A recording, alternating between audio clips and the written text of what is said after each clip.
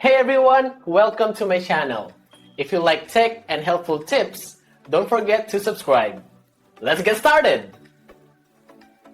You've got an old can of paint, maybe from a previous project, and you're wondering if it's still good to use. Before you dive into painting, it's crucial to know how to tell if that paint has gone bad, saving you time, frustration, and a potentially disastrous finish. The first and often most obvious indicator is the smell. Fresh paint usually has a distinct, sometimes chemical but generally tolerable odor. However, if you open the can and are hit with a foul, sour, rancid, moldy, or even ammonia-like stench, it's a strong sign that bacteria have taken hold. Think of sour milk or rotten eggs. Paint can develop similar off-putting smells when it spoils.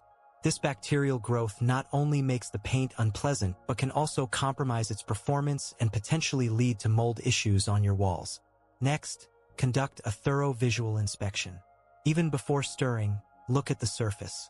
Is there a thick, rubbery skin on top? While a thin film can sometimes be stirred back in, a substantial, leathery skin that won't easily break up is a definite sign of paint exposure to air and subsequent deterioration. After removing any unmixable skin, try stirring the paint. Normal paint might show some separation, with pigments sinking to the bottom and binders rising to the top, but it should remix smoothly into a uniform consistency within a few minutes of vigorous stirring. If, despite your best efforts, you find persistent lumps, chunks, grit, or a cottage cheese-like texture that simply won't blend, the paint has likely gone bad. Similarly, look for any signs of mold or mildew growing directly within the paint itself. Black, green, or fuzzy spots are unmistakable warnings. The paint's consistency is another key giveaway. If it's excessively thick and gummy, resembling jelly, or conversely too thin and watery, it probably won't apply correctly. Extreme temperature fluctuations, particularly freezing and thawing, can irrevocably alter the paint's chemical composition, making it unusable. Pay attention to the color too. If the paint appears discolored, faded, or has an unusual tint compared to what you remember, its pigments might have degraded. Finally, if you're still unsure after these checks, perform a small test patch on a piece of scrap material or an inconspicuous area.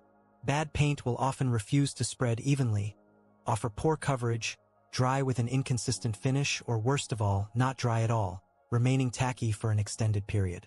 It might also show poor adhesion, flaking off easily once dry. Using spoiled paint will not only result in a poor quality finish that may peel or crack prematurely, but can also introduce bacteria or mold into your home. When in doubt, it's always safer and more cost-effective in the long run to dispose of the old paint properly and invest in a fresh can. Thank you for watching, and please remember to like and subscribe for more helpful home improvement tips.